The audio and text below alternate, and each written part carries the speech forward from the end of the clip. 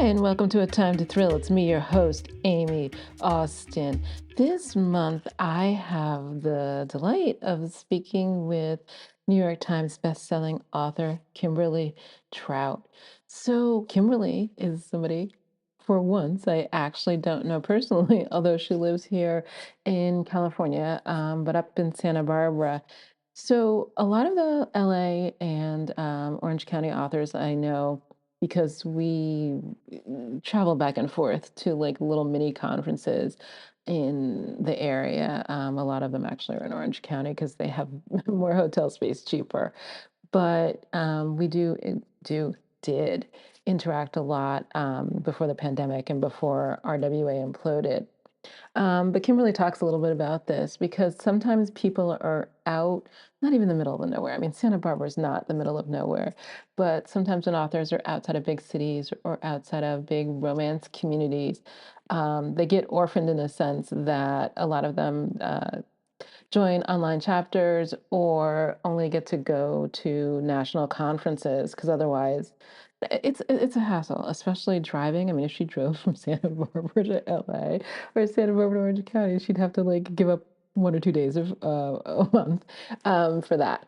And totally fair not to do that. So, what's super interesting is that Kimberly has followed the path that a lot of authors have followed. If you listen to the podcast, a lot of us are we all met in romance or through RWA or through other sort of romance connections. And I think there's a certain subset of women authors who start there. I'm not sure if it's because romance is such a huge, seller.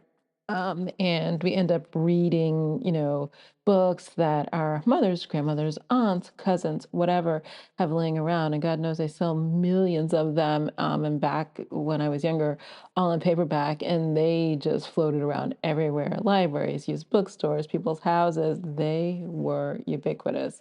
So I think, in one sense, a lot of us sort of started writing romance because it was what we read. And to be frank, because the books are published in such large quantities, it is a great entry point for women writers writing fiction about women for women. All that said, most of us are pretty wide readers and probably pretty voracious readers. So, I mean, a lot of romances, especially back in the day, were 40, 50,000 words. We're talking like 2.5 hours of your afternoon. And then you're like looking around to see what else people have. I read everything, a lot of authors read everything. And I think that at some point, we like want to branch out and tell bigger stories. And I'm not saying romance are small or to minimize them, but due to the tropes and due to the structure of the story, there are some limitations. There has to be, a romance. It has to end in a happily ever after. And you can have extra characters, extraneous stuff. It can be like the women's fiction or the fiction with strong romantic elements, but it needs to fit in a pretty small box. So a lot of authors, I think, branch out into other genres. So some other genre fiction, like thrillers or fantasy or whatever, other genres that have, I think, well, a longer word count so you can tell a bigger story, but also maybe a little more flexibility. I mean, look, in the thriller that you got to get the person in the end, more or less, and mysteries, you got to solve the mystery for sure. Fantasy science fiction, don't ask me because I'm not really sure what that's about. But I do know that there are some like wider and bigger storytelling opportunities, a little less boxed in. And so a number of authors I know and talk to, and a lot of them on this podcast, have started writing other things because they want to tell different stories than falling in love. So, Kimberly and I sort of talk about this journey during this podcast, that journey from starting where we start, and you'll get to hear where she ends up. But it's pretty interesting the journey she's taken, and she has some similar things to a lot of other authors I know, where there's a lot of no in between those yeses. So without further ado, let's get to New York Times bestselling author Kimberley Troutte.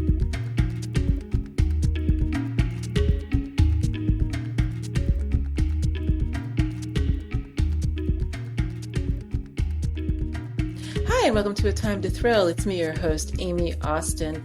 This month, I have the joy of speaking with Kimberley Troutte. Hello. Hi there. How are you? Oh, I'm doing really well. So we were talking off mic, and you were saying that you live in Santa Barbara. How long have you lived there? Let's see, since I was about 4 years old, most of my life. No. I was born in the Santa Ana area, and then we moved up here when I was 4, and have been here since then. Oh my gosh. So I have a friend, actually, I just talked to her today, who was born in Santa Barbara. And I'm literally like, you're the only person. Like, I was convinced she was born in like New Jersey or Chicago and had relocated here. And she's like, no, I was born in Santa Barbara. I was like, who are you people? Um, Sorry, most of my California friends are transplants. So it's Right. California people, we find you odd. Although my son does say to me, Mommy, I'm now a California person, so you can't say that anymore. That's right. I And both know. of my kids were born in Santa Barbara too, so they're the first two of our family that were, actually born in Santa Barbara. So how do you like living there? So let me say this.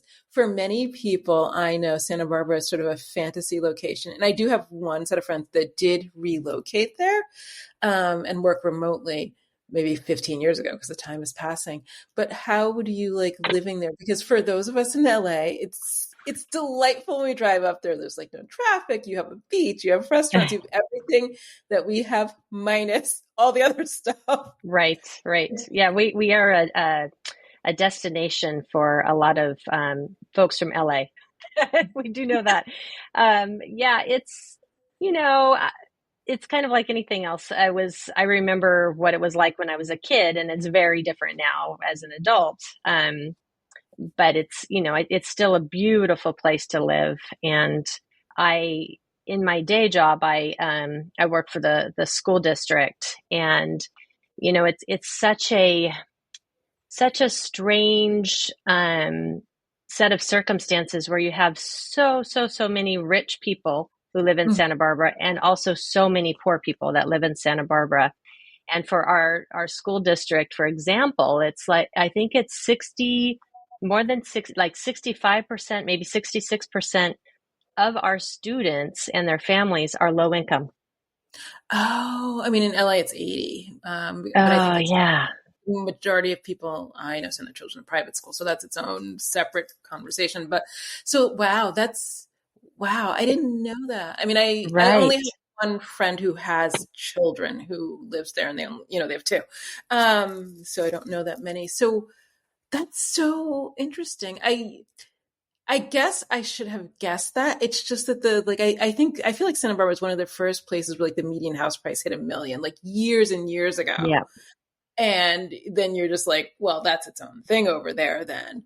Right, So right. So yeah, so it's so hard because things are so expensive. Housing is so expensive, which makes other things really very expensive to live here. And mhm, then we have that situation where people can't afford to live here. Most, including our first responders and our teachers and our police, and all of that. It's mhm. it's it's too expensive, and therefore what happens is people commute into Santa Barbara. But if you know anything about the area, we only have a couple ways in and out Yes, of and the Santa road's Barbara. narrow there, which I never figured out. I was like, they got real Yeah. narrow And fast. so if you have a fire, an earthquake, floods, we've had all of the above, and the roads get shut down, the highways get shut down, you can't get your first responders in if they're, coming from the outside. It's a very, very dangerous and sort of terrifying situation for, you know, those kinds of emergencies that Mhm. we've been talking about. So it's kind of, everybody's trying to figure it out. They're trying to do, in the school system, we're trying to do some workforce housing to try to see if we can actually build housing for teachers and staff. Um, Um, yeah, it's really an interesting thing. Yeah, it just reminds me a little bit of those sorts of towns where I was thinking about real estate today, but those sorts of towns where they had the mill and then they had the houses they built for it, or they had steel and they had the houses they built for it, or things like that. So I guess it had been historically a thing that people did. Mhm. Even like I spent some time in Europe, and somebody was saying my friends and I like to walk around and take pictures, and they're like, "Oh, have you been to the?" I can't remember what it was, and I was like, "Why is it there?" And they're like, "Oh, they built it for the train workers," and I was like, "Got it." So that had historically been a thing, but 90% of those kinds of places are all like lofts now. Right. Um, at least in like cities. That's so interesting. I mean, it is a problem here as well, and it was a problem when I lived on the East Coast, and so they often had residency requirements. But in the alternative, people were like, "Well, you can have residency requirements, but if the residents can't afford to live there, then what?" Correct. You know. And there was a lot of tension with that as house prices really like shot up on the East Coast. And I don't think that that has been adequately resolved. And people are like, we want teachers. And I'm like, either you have to pay teachers a lot more or Yeah, you're going to have to change. Something has to shift. And I something don't has know. to happen. Yep. Or And I don't and know. Yeah. firefighters and police officers, all of our very essential staff, folks that need to, be here to, run the community. If they can't Mm. live here, it makes it very difficult.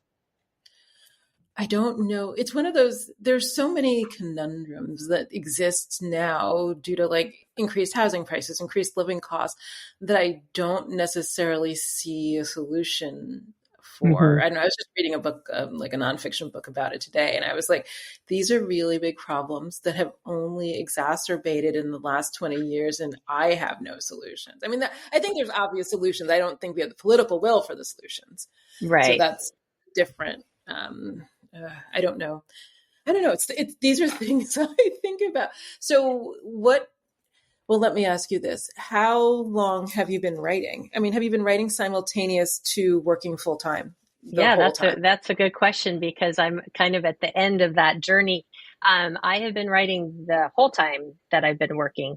Um, and I'm planning on retiring in June. So it's going to be interesting to see what that does to my writing. I'm super excited about it because I feel like, yay, I'm going to have so much more time to write. But then I'm also not going to have the pressure of I only have this much time to write. I got to get it done.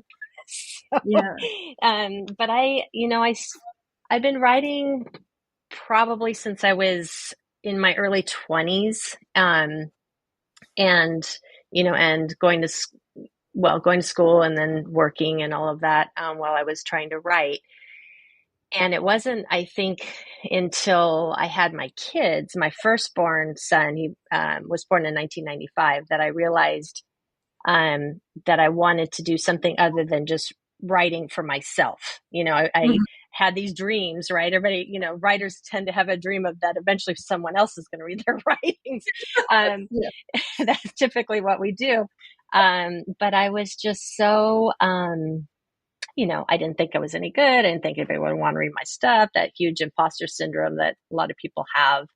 Um, but when my son was born, I started having real talks with myself about what I would want for my children, right? And what I would want for them to do with their lives.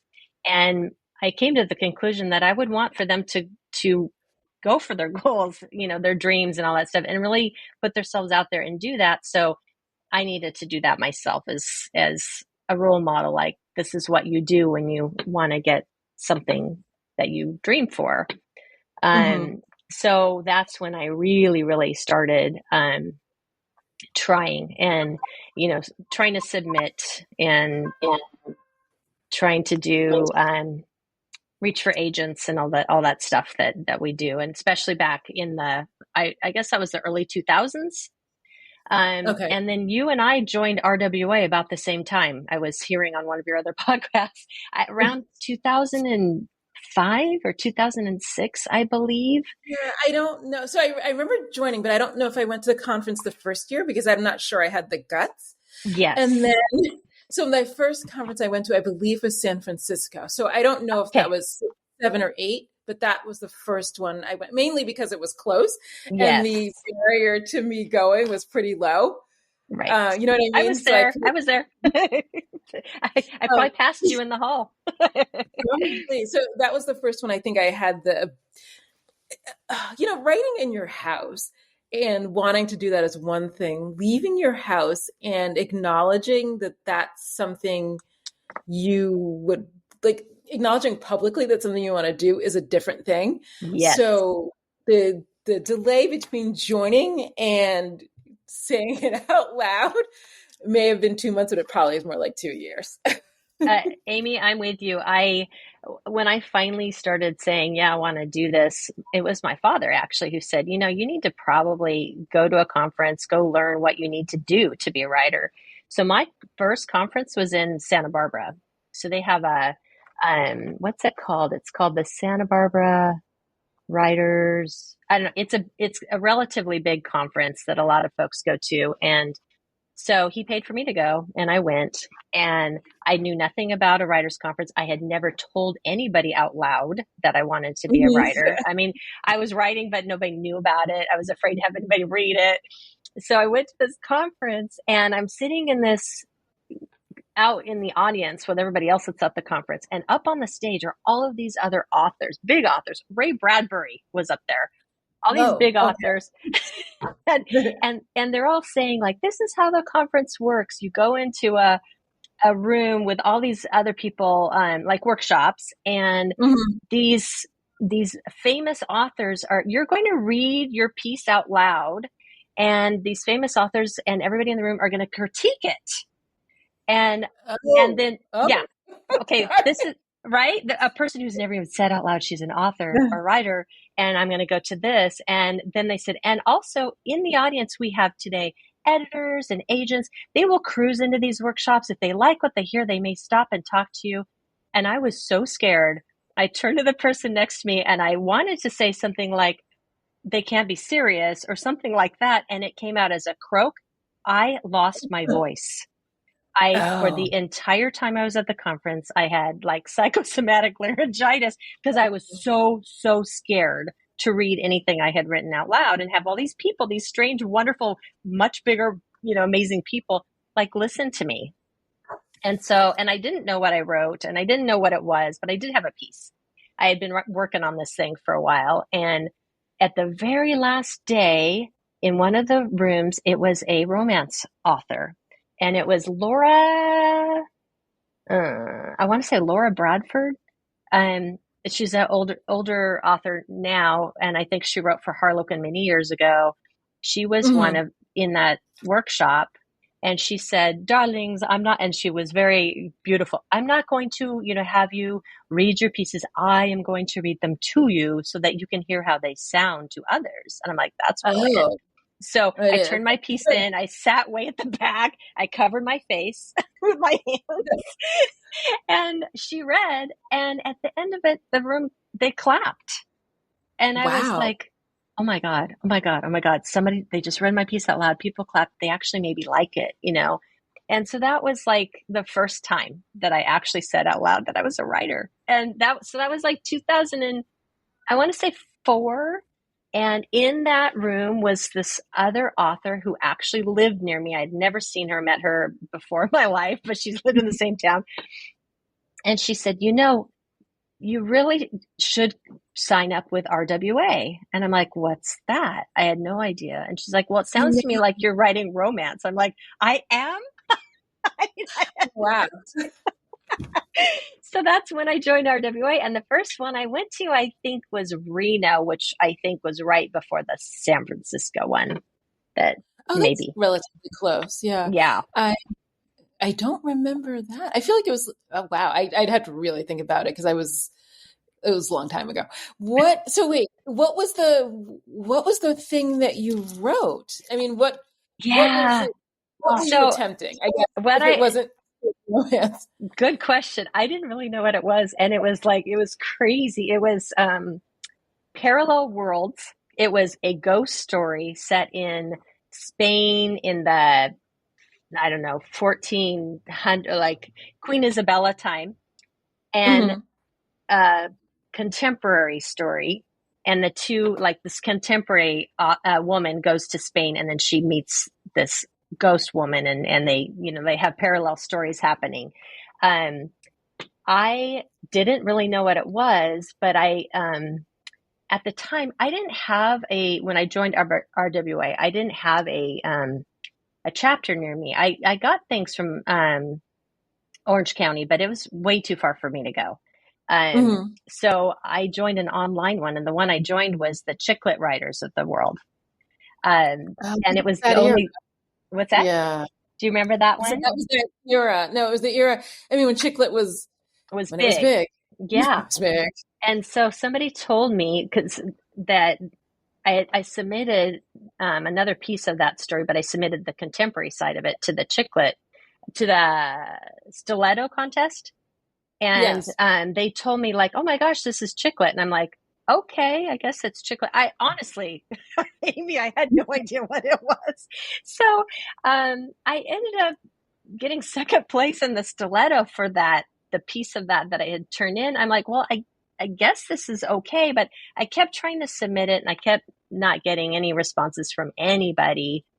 And So wait, had you only written like the first 3 chapters, or had you written a full book? I had written a full book, but I rewrote that sucker probably 50 times. Like every time Yeah, somebody well, I said, mean, I know there's that. I mean, yeah, yeah. yeah, it's like, oh, now it's this and now it's that. So I just kept going and rewriting. And then another year, the Santa Barbara Writers Conference came up again, and I wanted to go again because now I felt like I could actually speak. So I wanted to, like, I felt like I needed to redeem myself, at least for myself, to go to that. And they had a contest that if you won the contest, you would get a free conference.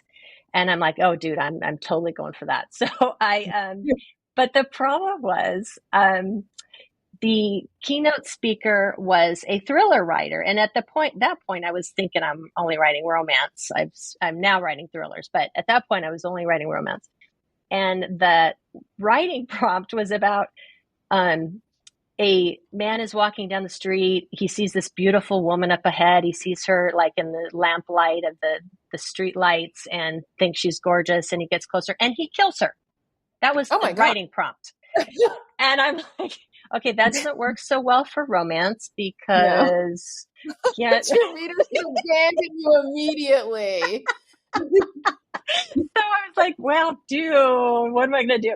So, but I really wanted to go and I couldn't afford to go. And so I decided, oh, I know what I'll do. I did the prompt. The killer was actually deaf, and he was going to take, he had to take her because it was her time to go. She had a heart condition or whatever. And Oh. and he's always has to like touch the person, and he sees their entire life before he takes them. And he saw how beautiful she was and how she was this, amazing person.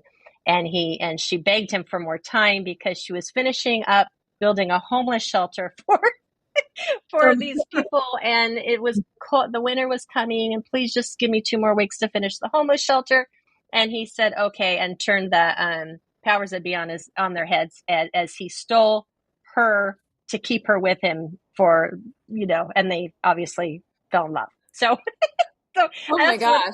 that's what I wrote, and I ended up getting a free conference. And then later, there was a publisher called Sam Hain Publishing. Do you remember them? I do. I have friends who did publish there. I assume it's gone. It's gone. So at the time, they were the second largest like ebook publisher for romance. They were big. I remember this era. I mean, of course I remember this era, but so I remember. Yeah, it was like 2007, 2008. And so yeah. they were having a call for submittals. They were going to do an anthology, short stories of humorous short stories. So I thought, it's not laugh out loud funny, but it is super quirky. And so I submitted for that. And I didn't win, but they contacted me and said, we really liked it. Can you imagine turning it into a longer, like a novella from a short story? And I said, oh, absolutely. Of course I could, even though I had never done anything like that. Of course I can. So I did, and they bought it. And then on the heels of that, they asked if I had anything else. I was like, well, I've had this book, right? The parallel stories that's in Spain, and, and I submitted that, and they bought that. So the novella was called Soul Stealer. And then the novel was called Catch Me in Castile. So then your first, because I remember people who edited for Sam Hain. There were a couple of LA based people who edited for Sam Hain back then. Yeah.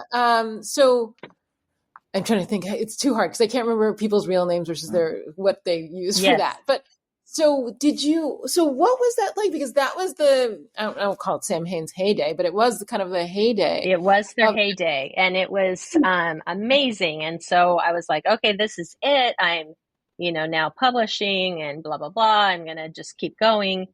And I had a wonderful editor. Her name is Deborah Nemeth, who, after she bought those 2 books and was very, very gracious to help this total fledgling author figure out what she's doing, helped me a lot. And then she left. So then I had another editor, and I was trying to write the second book with Catch Me in Castile and follow the historical progress of like Columbus time period and also contemporary. Like I was still trying to do the 2 time periods. And I wrote this whole book, and they didn't want it. And it was a book that was actually set for most of the time in Hispaniola, and Haiti now. Right, yeah. So I wrote this book, and I actually submitted it, and then the huge Haitian earthquake happened.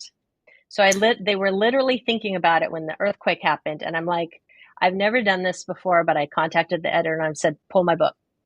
Right. It's not going to make any sense now. It's going to come out like a year after the earthquake when nothing's the same. No.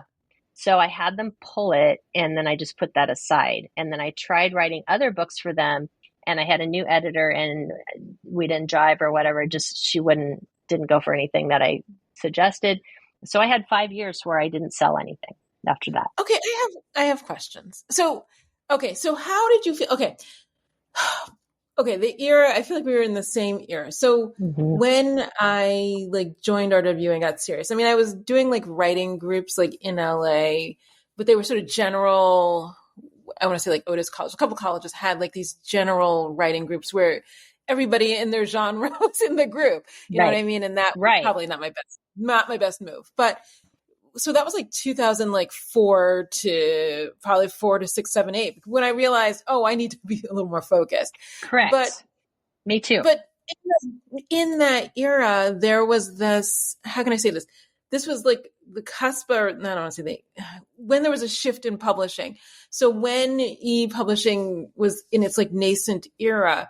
So how did you feel about that? Because there was a lot of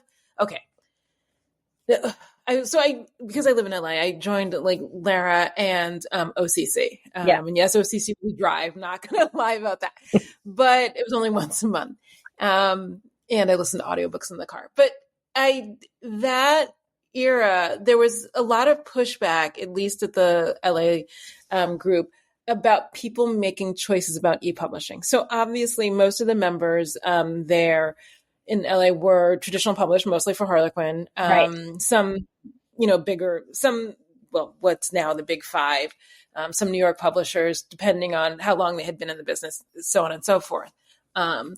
But I remember people talking about Sam Hain, talking about Red Sage, and then I'm trying to think there are a number of those. Yeah. And a lot of people were like, are you going to do that? Do you think it's a good idea? Do you think it'll hold back your career? Will you be able to publish in print later? I'm not saying the digital first publishers didn't have print, but you know what I mean? Yes. Publish print first, later. There was a lot of that. There was a lot of kind of a bias against ebooks at that Right. time. But you waded into that.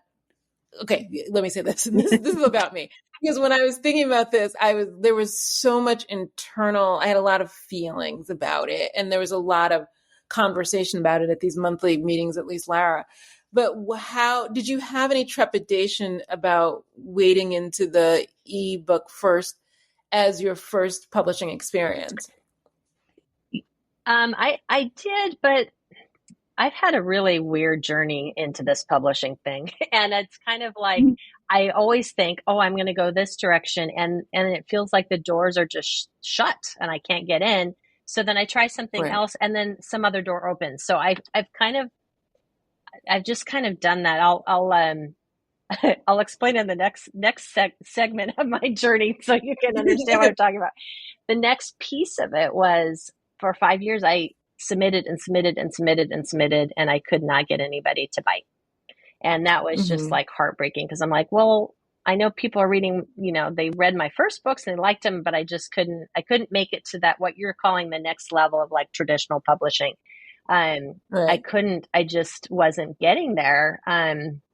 So I was like, well, I'm just going to keep writing. I'm going to keep learning. I'm going to keep going to conferences. I'm going to just keep asking the questions like what's going on. And so I joined a group that is called Romance Divas, which I don't think is around anymore. But it was an online forum and I met so many authors, amazing authors through that forum. And I just like used that and I asked questions a lot, like what would I do? Da, da, da. So in that process, I got a mentor, and my mentor is Anne Marsh, and she's written a lot of Harlequin and all different other kinds of, and some of her own stuff. And so I said, can you look at all these things that I've been writing and not getting anywhere and just be frank with me? Like, what's happening? Why is nobody liking these things? And she's like, well, you're kind of, you cross genres all over the place. And that was, I think, the key. Like, that's why, like, I had the parallel, the ghost story, the contemporary, the historical. Like, I had stuff that I just always liked a lot of things happening in my books. But I was not, people who don't know me from anybody were like, I don't know who you are because I can't figure out how to brand you. I don't know what you're doing. I don't know, So that's what she told me. Oh, the advice that we all needed from the beginning. I swear. Yeah. I mean, like it's the one thing that most authors and I talk about. If somebody had just said to you, write in a series or write in a genre, or just pick your subgenre, and could you please stay in a lane? Stay in a lane. Many of us would have been, I don't know, not necessarily, I don't want to say better off, but we would have had a easier path forward. I'll say that. Correct. Yeah, exactly. And so that's kind of what she said. And I'm like, oh, okay. And she goes, like, pick something. What? And I had already started thinking about a book and that I was working on. And I'm like, well, I mean, I'm kind of thinking about doing a SEAL team book. And that was like right before the SEAL team stuff was all getting big. And she's like, okay, write that, because I think that's kind of getting big. And I'm like, okay. So I wrote, and I had the first 3 chapters of my very first SEAL team book. It's called, the series is called The SEAL Extreme Team. And the idea was, I was with my son and we were looking at up and coming careers. And one of them was like a adventure travel agent who would set up all these amazing travel trips for very, very wealthy folks. And then they would have some sort of like, like you'd go up, climb some mountain or, all these amazing things that a travel agent would schedule for all this. And my idea was, what if I had this travel agent who was doing this and her very, very wealthy family was taken hostage during one of their trips? And then who would go in and get them out? And of course, she'd have to send her ex-boyfriend SEAL to go and help out. And so that's how. And her company was called Extreme Adventures, and so they were the SEAL Extreme Team. And so that's so I was writing that, and I was 3 chapters in, and I submitted to a contest, and RWA contest. I think it was the NOLA, I think, in Louisiana. Anyway, Yeah. one of them, and I finaled, and one of the agents was like, "Oh, I really like this," and then all of a sudden, I got like 4 other agents saying, "Oh my gosh, I really like this," and I was like, "Oh, is this happening? Am I now going to get an agent?" You know, it was just so crazy, and I was like, "This is amazing! This is exactly what I needed to do. Focus." And so I continue writing the book, and at the same time, another book that I had written, I had been submitting it, and a small press said they wanted to buy it. And so, but it sounded like it was religious because it was called God Whisperer. And it was the story of a mother who is hiding for her life in a small town, which looks very, very much like the one I'm in, that I live in, not Santa Barbara, but close to Santa Barbara. And changed all the names, but had all the same places. And she's hiding with her little son, and her son has an ear surgery, and it allows him to hear God. It goes from being deaf to being able to hear God. So, and then what that happens to that little family when all that takes place. And it was so fun and such a beautiful little story. And this small press was like, "We want to buy it." And I'm like, "Fantastic." So I went back to the agents. I'm like, "Well, while you're considering this one, you could maybe represent me on this other one because it's a small press, da, da, da." And all 4 agents dropped me like a hot potato. Wait, what? Okay, hold on. Why? And that was my question at the time. Like, what? I have like a contract in hand. You're dropping me? And it was because the very same thing that Anne Marsh had told me, they couldn't figure out how to brand me. They're like, "Oh my God, so you're writing seals and you're writing some sort of inspirational suspense? I don't understand who you are." No. Oh, the lessons. Okay, so let me ask you this, because I'm trying to think. I have 3 ideas. Okay, if you had to do it over again, knowing what you know now, what would you have done? Would you have like submitted? Would you have published it with a small press under a different name, or would you not have? I probably handed just it to the wouldn't have told the agents that I had that going on. I would have done that on my own and then had the agents do the rest, do the seals. But, they may have found out and said, "Well, no, we still are not going for it." It was just I can't tell you how heartbreaking that was. And, because I felt like I was finally getting close, and now no. So I went back to Anne. I'm just like, "Oh my gosh, this is so sad. I don't know what to do." And she said, "Well, there's this thing." And I said, "Okay, say more." And she and a group of 9 other authors were doing a box set about SEAL teams. And they had 10 authors. And this was way back at the very start of box set kind of things. So she said, we have 10 authors, and one of them has just dropped out. Maybe the others will accept you, because she knew my book was good. She'd been helping me with it, critiquing it and helping me figure things out. So, Wait, I have to ask you who was in this box set, because in my head I have like all these people. Like, was Sharon Hamilton in it? Yes. Was okay. The woman. Oh my God, she's blonde. Zoe York was in it. A whole bunch of people. So what happened was, I was all the people who do this. Yes. I mean, who write this? Yeah. Yes. So, and then in one of them was Lynn Raye Harris. Yeah. That you just interviewed. Okay. So, no, I mean, yeah, I think I may know all the people, but yes. Okay. Yeah. So I was the baby of the group, and not, I didn't have a lot of publishing creds behind my name. So Anne said, "I'm going to step aside and let them decide if they want to take you." So Zoe York was the one who read my manuscript first, and she goes, "Absolutely, yes, bring her on." So I love Zoe. So we did that, and we did that box set, the one book that all those agents dropped me on, and we hit the New York Times for a couple weeks in a row on that sucker. And the idea was to have your first book in a series in this box set, and then we're like crossing everybody's readers. Yeah, I remember. I mean, obviously I've done this, but I remember this. I mean, that's how I hit the USA Today. But like Anyway, it was an amazing time. There were good times. Yeah. Because it was a really an amazing idea, and the follow-on readers were pretty good. Not necessarily for me because I can't stay in a lane, but I got it. Yes, correct, right? So did you have subsequent books when that was came the out? problem. Zoe said to me, Kim, you got to write fast. I'm like, okay. Mm-hmm. So very, very quickly, while all this was getting ready to go to print, I did a short story very fast, just to hey, if you want to see my stuff, here's a short story that's in the same world. And then I quickly wrote book 2. And so book mm-hmm. 2 wasn't in any sort of box set, but I submitted it to the Ritas and it was nominated.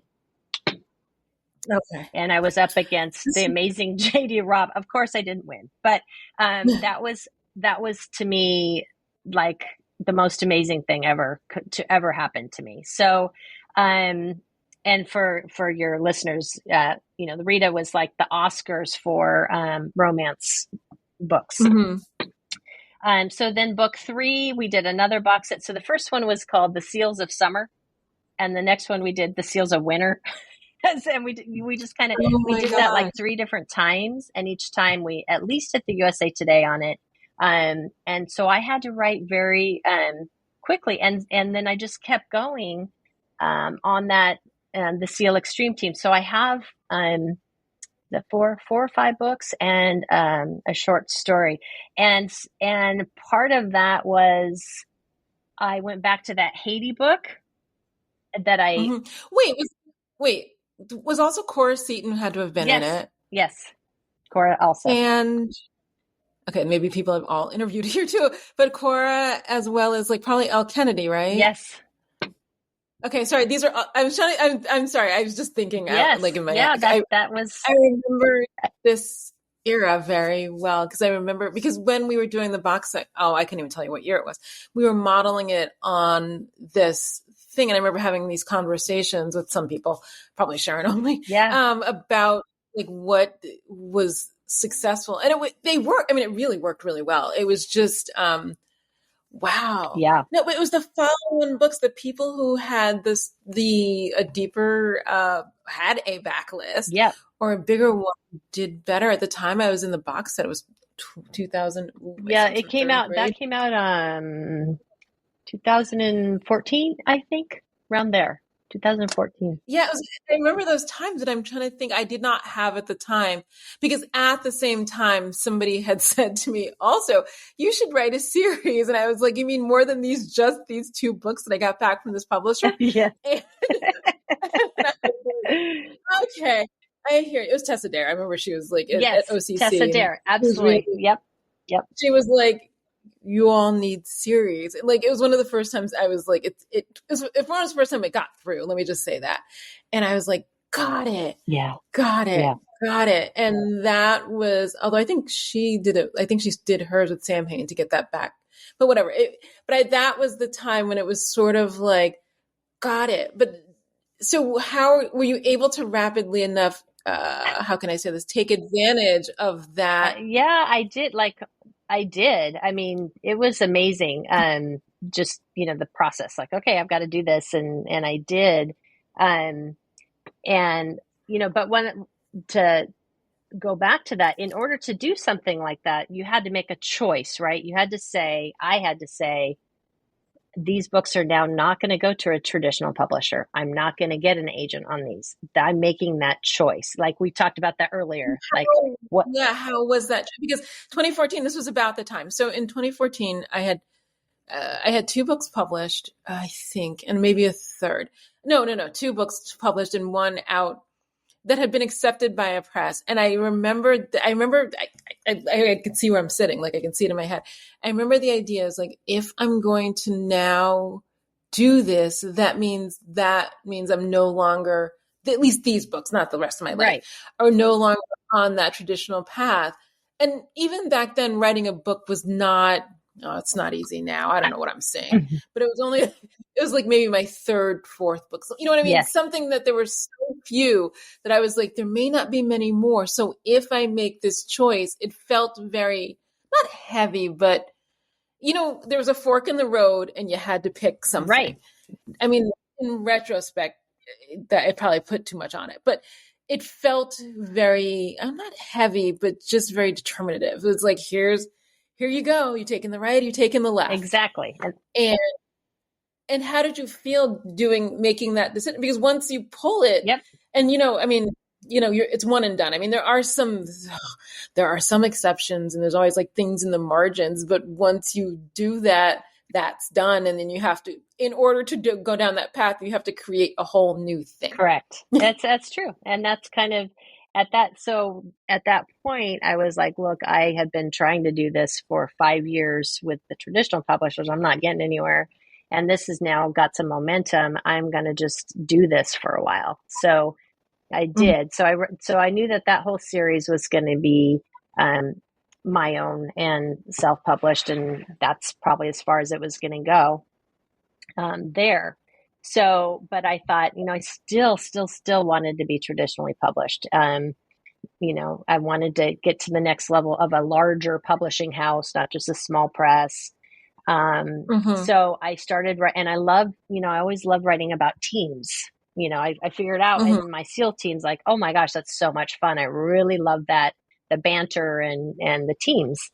So I wrote my next set of books. I wrote 3 books about Alaskan Coast Guardsmen.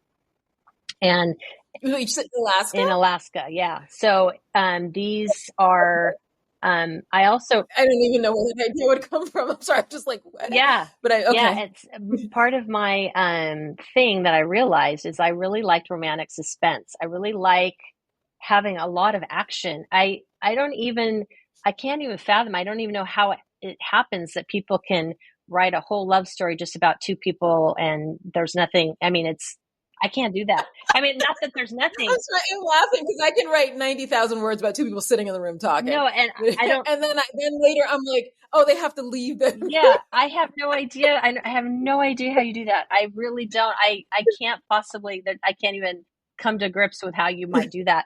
So in my stuff, there's always a lot of action and adventure going on. So the Alaskan Coast Guardmen, they are more like search and rescue. So there's always like some sort of search and rescue emergency, whatever. And so I started that, and I'm like, I'm going to get an agent off of this. This is going to happen this time. So I tried to get an agent with the first book. And let's see, with that first one, I think when I was working on that one, I think was when I got the Rita nod as a nomination for the other series. And so I thought, surely an agent is going to want me for this. So I started submitting, and I got an agent, and she was lovely. And she started submitting that first book in the Coast Guard series, and had a lot of interest. And then I didn't hear from her for a long time. And, I was like, do I bug her? Do I ask what's going on? Blah, blah, blah. So finally, and she didn't return my emails. So I finally called the agency, and they had let her go. Nobody told me. Oh my God. Yeah. You're kidding. No. And I'm like, what? Wait, what just happened? And she was like she was the romance agent in this agency. And I'm like, okay, you guys didn't tell me you didn't tell me anything. I don't want to stick with this agency because now I'm stuck with the agency and not the agent. Right. So I was again freaking out, and I went to my dear mentor, Ann Marsh, and I'm like, what do I do? And she's like, I'm going to talk to my agent about this and see if she's got some suggestions for you. And so I talk with her, and she's like, well, she had one of her agents call me, and we got to talking, and I got a really great agent out of that deal. Like, she was like, I will take you. I will take you. This is amazing. She loved my stuff. So that wouldn't have happened. Like, I wouldn't have gotten a great agent out of that, except for, a lot of help from friends. And these stories hurt me. I know. I mean, not because there's always this idea. Okay, because people always say this to me: rejection or redirection or whatever it is. But that first that stab in the heart hurt. Yes, I mean, it really really does. Before you get to the next thing. And you can't see the next thing when you're sitting there bleeding. Correct. You know what I mean? You're like, correct. oh, And our stories are so personal, like they come from, our insides. And it's like, oh my gosh, nobody likes it. And I'm just terrible and all those things. So I got this agent, but what I didn't realize and what I don't think anybody may know, others may know, I didn't know, is that when the first one had submitted to all these editors. Oh, sorry. Well, no, in my head, I was thinking if she left, maybe she hadn't submitted. You know what I mean? Yes, it had just lain foul. I don't know, in some paper. She had. And so now I have another agent who is like, well, I can't really go back to all those editors again. Can't go back to that well. And yet here we go and write another book. I mean, exactly. So she's like, so I don't know what we're going to do about that. And so I'm like, okay, well, I'm going to go write book 2, and I'm going to, I guess since I've already written book 2, I guess this series will also have to be self-published because I can't go anywhere with it. Wait, can I ask you a question? Because I did this once. Is there a reason why you didn't turn book 2 into book 1, or had you proposed a series in the submission? Yeah, I had proposed a series. Plus, it was I didn't see a way of how to do that. And at that point, I was kind of burned on it. I was kind of like, yeah, I think this one's going to be mine again. And so, but the agent was able to sell it to Audible, and so she was able to do some stuff with it, but then she's like, you just have to write another book. I'm like, oh, of course I do. So she suggested that I write for Desire. So Harlequin. Okay. So in what year? Okay. So I read Desire, probably the majority of them, maybe all of them I read before Harlequin purchased Silhouette, which is probably ages ago. I don't even know what year that would have been. But I read a ton of them back then. It wasn't that long ago. It was probably back in it was in the 2020s probably, or 2019. I can't remember exactly the year the first one came out. So what I did was I did a proposal for 3 books, and she sold the 3 books before I had written anything on them. And I'm like, okay, yeah, no, I can do this. I could totally do this. And they were going to come out pretty close in time together, maybe like 6 months apart or something. They were going to be fast releases. And so I wrote book 1 and for Desire, and they bought it. But when book 2 came out, I was already halfway through writing book 2, and it was the story of the whole thing was these 3. It was like a dysfunctional family that's trying to go back home and rebuild a hotel and restaurant in this very swanky area, which in my mind I picture as being like Hearst Castle. Have you been to Hearst Castle? Oh, okay. Okay. Yeah. Anyway, I made up this place called Plunder Cove as a nod to the pirates. Anyway, the first one went, and then the second one I was halfway through, and that brother was going to be the owner of the restaurant, and he was going to hire a female chef. And it was part of the deal that the father wanted, all the kids to get married, and he was going to like force this son to get married. And so I was halfway through writing that, and guess what happened? Me Too hit. The editor. Oh, I was going to say the editor. I was going to say the editor left because that happened to me. That happens. Me Too hit. And all of a sudden it was like, well, we don't really want her working for him. Can they be partners? Can they be this? Can they be that? We can't. And I was like, are you kidding me? I've written like almost this entire book. Plus I've got a short deadline. And I was, it was the craziest thing to try to like turn that book into something different. And I ended up keeping her as being his chef, but and actually she had a Me Too situation in her former job. So I kind of tied it in a little bit, but it was like, are you kidding me? Why does history keep coming along and messing with my fiction? Why does the real life keep messing with my fiction? With the Haiti and with the... Wait, can I even tell you? I'm writing a book now that takes place in the future. It's the first time I've ever done it. I mean, that's like a couple of years ahead, so I can, so I have lag time. And all I keep thinking is, what if something happens and this can't be? Yes. But yeah. So on yeah. that, oh, I forgot to tell you, on the Alaskan Coast Guard book, I submitted that second book, the second book in the series, got a not the Rita, but what's the new one called? The Vivian. Oh my God. Vivian not an award, but was up for that. So I'm like, well, I know that my writing is good because people are liking it and people are buying it. I just can't seem to hit that, traditional publishing thing. And so it was nice to have those 3 Harlequin books. So I did in Desire, but then of course now Desire is no more. Right, I know that it comes, it goes. It goes. I mean, that's been around a long time, but there's so many. Like sometimes I talk to people about imprints, and they're like, "What imprint?" I'm like, "Oh, it was there, and now it's gone." Exactly, exactly. I went for 15 seconds. I went for that publisher. It was there, but now they're gone. Yep. Sometimes I look them up just to make sure it really did. It really happen? Yes. Did it really happen? But that's so true of romance, and probably less true of some other genres. Yeah. So what do you make of this? Like, if part of me thinks, and this is just not realistic, but part of me thinks if I had just started 10 years earlier, it may have been a smoother path, or there would have been no path. Yes. I mean, that's the thing. It could have been, it's one or the other. It's like yay or nay. Right. But it feels so Wild West the last 15 years or so. And it's, I think, we're more than 15, I guess, 18 now, something like that. I think the digital publishing has done a lot of amazing, wonderful things. It's, it's allowed me to get some of these books out that I think are really good, and a lot of other books that are really, really good to readers. Right. Like when chicklet was a thing and then it's not. Well, there's still people who like to read chicklet, so those people who are writing that, they can continue to do that and have readers.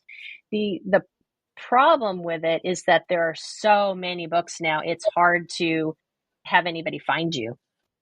It's the noise.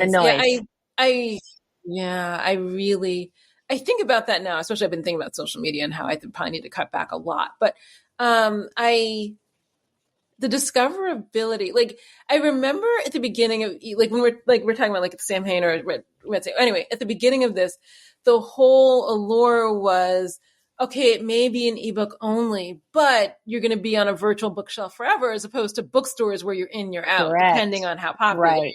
And there's so few people who stay in, and even like people who write lots of books that do well can't be in. I mean, they go out of print. Right. And so the whole sales pitch was you're never out of print, but now we're at a stage where nobody's ever out of print. Correct. You know what I mean? Yeah. So how do you wade in and find that one book that you're really trying to find when you're swimming in a sea of books? It's right. Tough. Yeah. So my now series is not a romance. It's a thriller, and it's I'm doing spy. Wait, so is it pure thriller or romantic suspense? Well, it's I talk with my editor a lot about this, and we decided that it's not romantic suspense because it doesn't have a happy ever after. Okay. And eventually it will. And there is definitely, a couple involved in this, but it's also a whole team of agents and mindset in the future as well. It's set in the near, who knows how near future of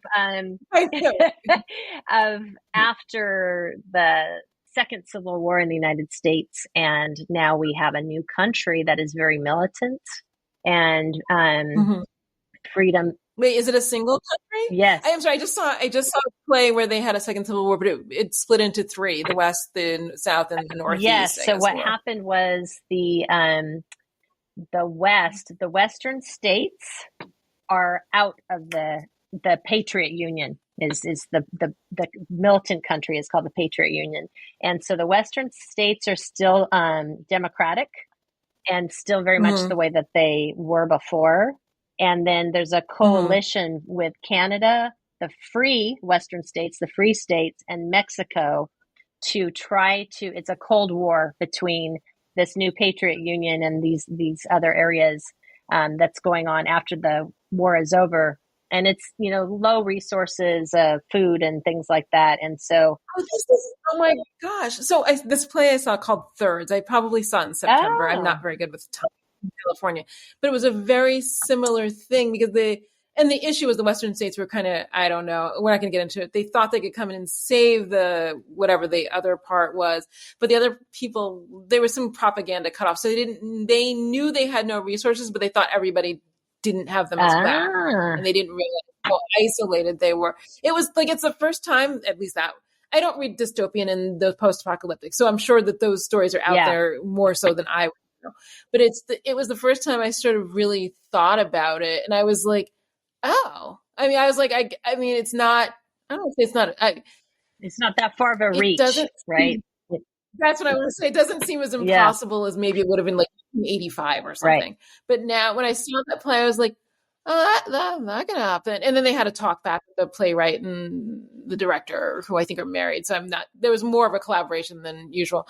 And I was like, oh, that's not too far-fetched there. Yeah. So what made you, okay, I have two questions, but first let's get, you veered out of the lane. Yes, right? I veered out of the lane. I've now veered even more from just romantic suspense, a lot of adventure, to like, this is full on spy, espionage, fun stuff. What made you, okay, before we get to, I have so many questions. So first, are you planning to self-publish this? No, I have a publisher. So Thule Publishing. Oh, Thule. Mm-hmm. Okay. And when I pitched it at them, I was like, I don't know what it is. I was back to my old, like, I don't know what it is. It's just a really important story that I want to tell. I mean, it's just, I really love it. And so I just kind of described it, and then they're like, we want it. So I talked with my editor there, and we spent a lot of time trying to figure out. She goes, what do you feel it is? I'm like, I feel like if I say it's romance, I'm going to get killed. Like my fans are going to come after me because there's not a happy ending in book 1. There's not a happy ending in book 2. We're going to get to book 5 and then we're going to know some stuff. But it's along the way, there's so much mystery. The female, the agent it's really her story. She, a lot of stuff happened in the war. She has no memory of what happened or who she is. She doesn't even know she was a bad guy before she's now a good guy. And it's just a lot of things. Everybody's trying to find people and trying to get them out. Okay. So then, so Thule aside, because they do, my knowledge of Thule, is that have they veered? Because I know they do a lot of romance. They do a lot of more, I don't know, call it sweet, but more Harlequin type. Yes. Not Harlequin. I'm so sorry. That's what I meant to say. Hallmark is what I meant to say. Type romance. But okay. So all that aside, they're now doing a mystery thriller line. So they were just starting that when I pitched my idea and of my series, and they're like, actually, this will be perfect because we're really going into that. And I think they have acquired a mystery publishing house too. So they have a lot more now. Okay, so then let me go back. Okay, so let's back to the lane. So what has possessed you to veer out of the lane? Because I feel like just a few minutes ago we discussed lanes and stay in your lane. I know. I clearly cannot stay in a lane. I have 2 lanes. I probably have more than 2, but let's just, in practical terms, there's the romance women's fiction lane, which now is 1 lane, and then which was actually 2 before, and then the thriller lane, which may have women's fiction elements.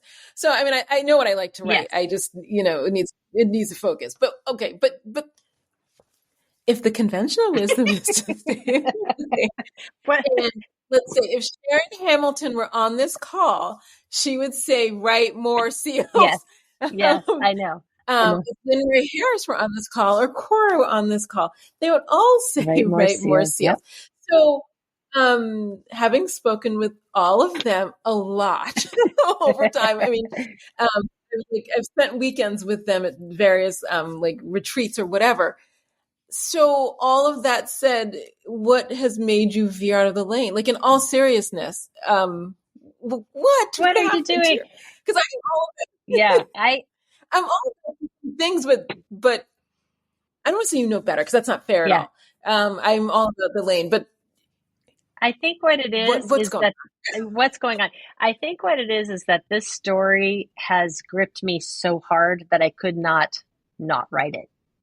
It was just like on? something that, it was kind of like the show. Did you ever see the show The Americans on TV?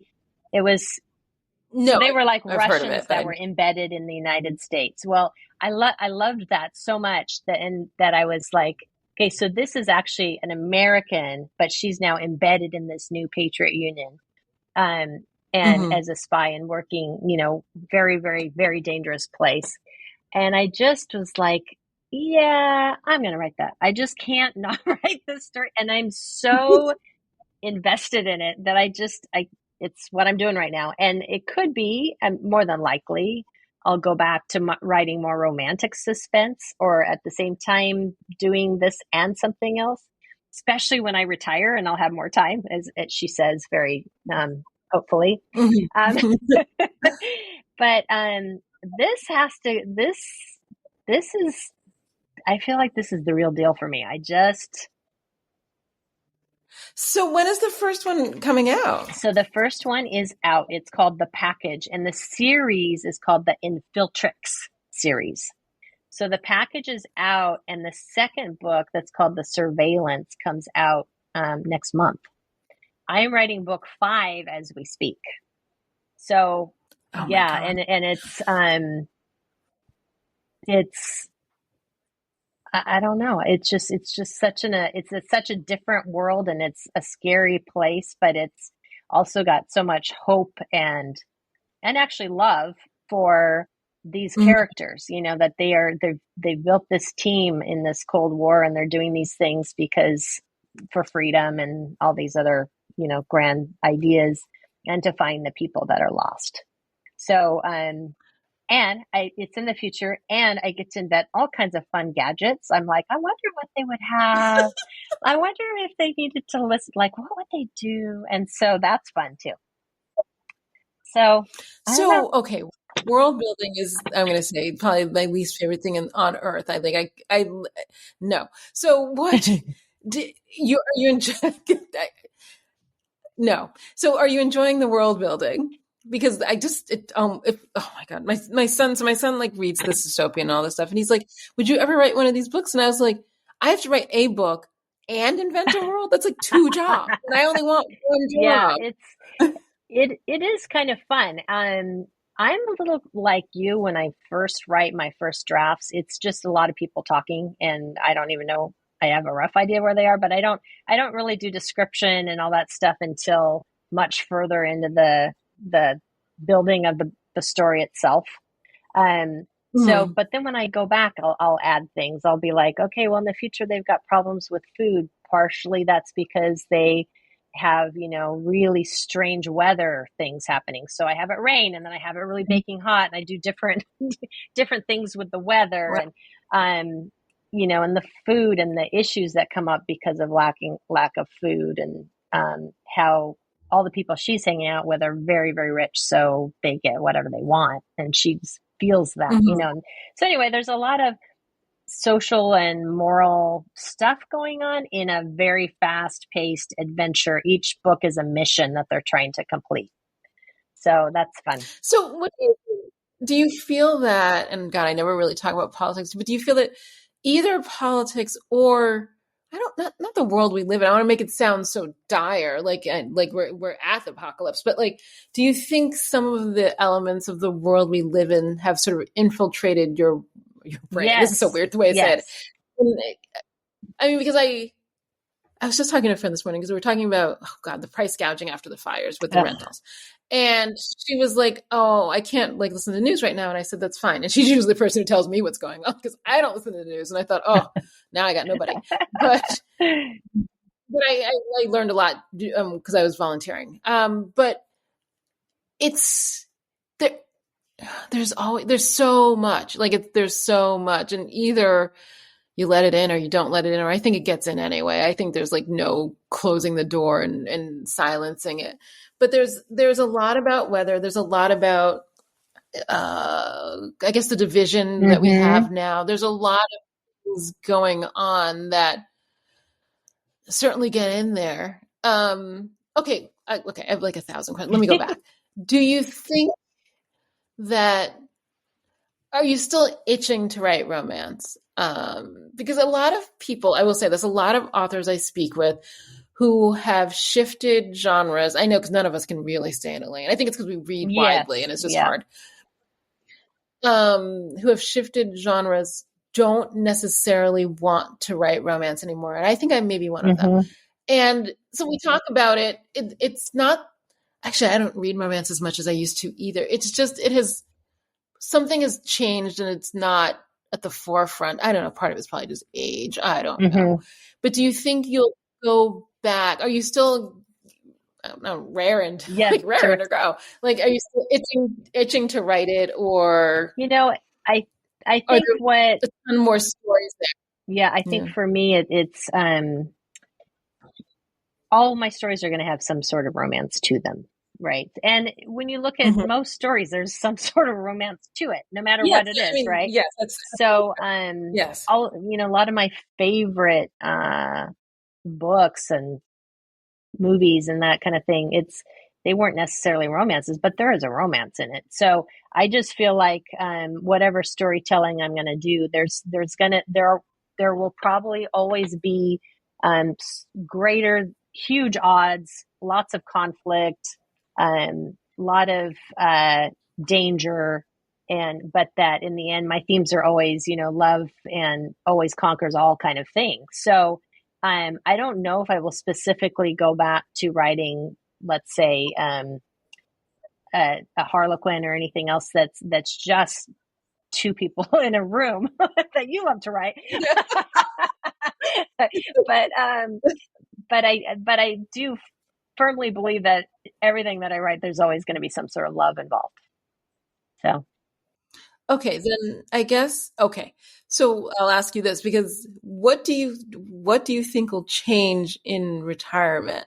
Because so I stopped working driving in my car to go to a job in 2008. Wow. And now it's 25. So is that 17? Oh my God, I feel so old. Anyway, it's 17 years. It feels like yesterday. Not really, but also kind of. And well, actually, I wasn't worried about filling my day. I keep busy, but I did not work consistently for years. So, I mean, I've worked like 2 years here and 2 years there. So I obviously have many thoughts about how I can fill my day. What do you think it's going to be like? I guess is what I want to know. It's a good question, because I'm trying to envision it myself. But, now I have a big job that's, takes a lot of bandwidth during the day, after the day. And the only time that I can even eke any words out on the page are when I'm driving to work. It takes me about 45 minutes to get to work. I will dictate, a scene, and it gives me like the skeleton, the scaffolding of what the scene's going to be like. And then at night, if I can, I'll work a little bit on it whenever I can. And mostly I work Saturdays, and I try to get as much done on Saturdays as I can. And so throughout the week, I try to do a little bit. And then Saturdays, I dedicate, several hours. So that'll change. I'm hoping that I will actually have several, good chunks of the day that I can write, instead of having to do, and I'm constantly now in a panic of like, oh, I'm not going to get it done. I'm on deadline. My 5th book is due at the end of April, and I just got to like 12,000 words, and they're roughly 80 to 90,000. Oh, I'm feeling a little pain here. I can't. Okay. So Okay. Make me feel uncomfortable. Sorry. So that's kind of how I'm having to do it, and I'm just going to be like, yeah, I won't have to do that. I'll have time during the day that I can actually sit down. Do you think, okay, the only thing that ever changed my writing was having a child. So I was writing before the child, before him. And after him, the structure of my day changed dramatically. And that was the hardest transition I ever had. But it feels like this might be easier because you would have less restrictions instead of more. Like I could write, in my heyday, I could get up and like do some yoga and then like make some breakfast and then like futz around and then write like later and then like walk the dog. I mean, like honestly, it was all very loosey goosey, and that worked for me. And then I had a child, and that I didn't have that kind of time. All that time evaporated amazingly fast. What do you feel like you're going to have a structure, or are you going to like wait and see how it goes, or what? Because I have more of a, I mean, I still have a child, but he's like 15. So he's, he can get food himself. So but there's still structure around when does school start, when does school end, all those things that sort of like do provide some scaffolding for the day. And I do still write around some of those things, but the time is great. I don't know, like the time is great, but I don't know if you did if you took Becca Syme's class back 4, 5, 6 years ago when everybody did. And so my number 2 would be discipline. So I now know that perhaps I can have all day and I know that I'll get it done. But from what I understand, other people who have retired, it is a little bit harder. And that's one of the things I'm actually a little bit worried about is that, not having the discipline, the structure in the day that I think I'm going to have to make it. Like I'm going to have to make structure. Like these are the times that I'm going to write and that's it. Because otherwise I will futz around. I will go, I love going out and going for walks. I, would love to pick up yoga again, ride my bike, all those things, and they're all great. I can't advocate for all of them enough, but because the days are long. I mean, there's a lot of time in a day. And doing those things, at least I leave the house. That's the other thing that my friends and I talk about that we find to be the hardest thing. I was talking to a writer yesterday and she was like, I don't think I've left the house in 4 days. And I was like, yeah. I was like, well, I said I had to drive my son to who knows where. I said, so I left for an hour and came back, but I'm here a lot. And I know that. And that's, like, I really try to structure outings, but not too much out. Because then you come home and you're tired and then I don't want to be bothered writing. But have you thought about like structure? Have you thought about, is this a 5-book series total or are you just doing the 5th book? I'm contracted for 5, but I'm hoping to have some discussions because I've got some ideas. So I in my mind, I'm seeing it kind of as like a series, and that book 5 is going to end a season, and we're going to have a lot of like all the questions that have been happening. We're going to wrap up a lot of those, and then something else is going to cause more issues, and that we can go forward. The reason I ask because your deadline is right before retirement, so then you like a space. Correct. That's a good point. Yes, I know. I got to figure all that out. But yeah, we'll see, Amy. I'll let you know.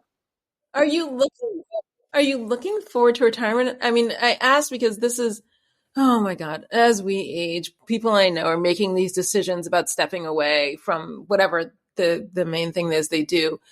And there are feelings. Well, entertainment people, the stepping away is not always voluntary. Yeah. But so that's its own thing. But people have feelings about it because they want, it's not that you don't feel useful. I don't want to make it so dramatic, but that sense of purpose changes. And you have an alternative one. I mean, I know other writers who write and have like a full-time job, but I wonder, so you end up with like two things. Like I have this A and B. And so with A going away, you're going to have a Right. lot of space Right. for B. Do you feel that you might insert something else in there? Because I know people who are like, well, now I'm going to volunteer 20 hours a week at X or Y or Z. I have that friend, and I think she's overloaded, but Yes. that's a different conversation. Yeah. For first, one of the things that I definitely want to do that will take up some time is we've got to do some remodeling of our house, our 1970s something house that has a lot of things that need to be upgraded. So we'll work on some things like that. My husband won't be retired yet, but he will be fairly soon afterwards. And then I actually worry more about like what he's going to do than what I'm going to do, because I'm going to need to write. So he's going to need to go find something to do. But yeah, so I'm very excited about it. When you just coming to the idea of retirement, there's all kinds of emotions that are going on, because I'm going to miss the people I work with, and I'm going to miss feeling, having this big job and having people, like coming to me with their problems and having me help fix them and all that kind of stuff. I won't be having that anymore, but I will also probably hopefully sleep through the night and not have stress dreams all the time. And, so there's, it's time. And, I'm relatively young for retiring, but I'm ready. It's going to be good. I want to do some traveling and go visit family and that kind of stuff. So it's going to be good. No, I will say this. I was thinking about it because I was traveling recently, and I've traveled a couple times this year. My son wants to see the world wonders. I don't know what they are, so don't ask. But we went to Machu Picchu, which was a lot of steps, and then we were just at the Colosseum a couple of weeks ago, and that was a lot of steps.